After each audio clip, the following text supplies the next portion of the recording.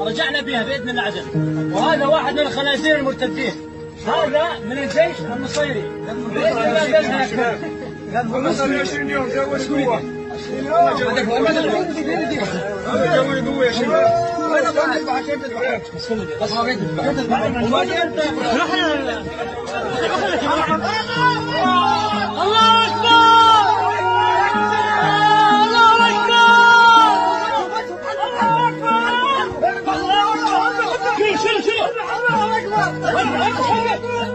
طيب عمر سكين طيب بلاش عقرب الإمام الصادق صلوات الله عليه في آخر لحظات حياته قال اجمعوا من بيني وبينه قرابة، أي واحد بيني وبينه قرابة جيبوا لي. جمعوا الهاشميين كلهم اللي كانوا قريبين بالبلد جمعوهم.